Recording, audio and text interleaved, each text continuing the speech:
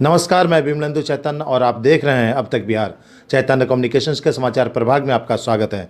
आइए चलते हैं आज की पहली खबर की ओर।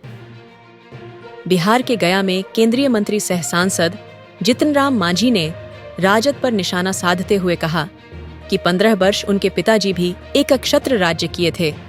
आज तो सम्मिलित की सरकार है, 2 मिलकर 3 मिलकर राज्य कर रहे हैं। उस समय राजद अकेले राज्य कर रहे थे। उन्होंने यह भी कहा कि उस समय राष्ट्रपति रूस में बैठे थे और राष्ट्रपति से उस समय दस्तखत कराकर राष्ट्रपति शासन हटा दिए थे। इतना प्रभावशाली उस समय थे राजद।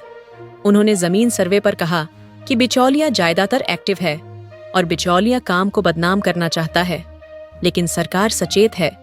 सभी रेवेन्यू पदाधिकारी को उचित निर्देश दे दिया गया है। हम समझते हैं कि किसी प्रकार की कोई दिक्कत नहीं होगी। अगर दिक्कत आती है तो निश्चित रूप से शॉर्ट आउट किया जाएगा। दिक्कत करने वाले जो भी बिचौलियां हैं या पदाधिकारी, उन पर कठोर कार्रवाई की जाएगी। उन्होंने मणिपुर हिंसा मामले पर कहा कि जो भी घटनाएं हो रही हैं, सरकार तुरंत कार्रवाई कर रही है और मणिपुर हमारे देश का अंग है। मणिपुर में शांति व्यवस्था करना और विकास करना प्रधान इच्छा है। उसके लिए ज्यादा चिंता करने की बात नहीं है। अब तक बिहार ब्यूरो रिपोर्ट, गया। 15 बरस उनके पिताजी भी तो 2005 के पहले किए थे, एक छत्र राज किए थे। आज तो संवित की सरकार है, 2 मिल के 3 मिल कर के राज कर रहे हैं। उस समय अकेले राज कर रहे थे, राष्ट्रपति को बाध्य कर रहे थे, रूस में बैठे थे और दस्तखत करा लेते थे कि राष्ट्रपति शासन खत्म हो। इतना प्रभावशाली उस समय थे, तो उस समय क्यों नहीं ऐसा किए थे जो आज कर रहे हैं।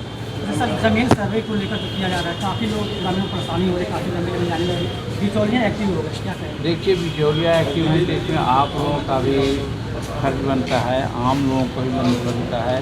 बिचौलिया अपना ढंग से सरकार के काम को तो बदनाम कराना चाहता ही है, आम जन को असुविधा में डाल रहा है, उनके काम को पेचीदा बना रहा है। ऐसी सूचना हमको भी मिली है, लेकिन सरकार सचेत है। सभी रेवेन्यू पदाधिकारी को उचित निर्देश दे दिए गए हैं।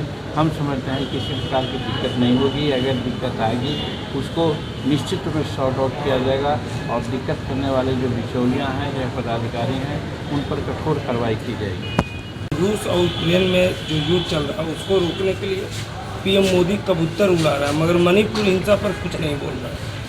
अब देखिए, वो क्या बोलते हैं इसके बारे में हम कुछ नहीं कर सकते हैं।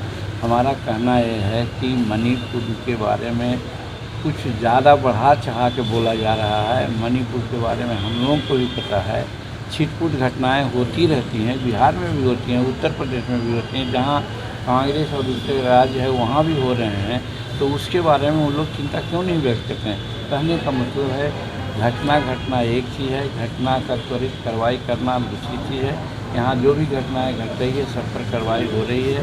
मणिपुर में भी इस प्रकार के अनेक ऐतिहासिक कार्यक्रम किए गए हैं।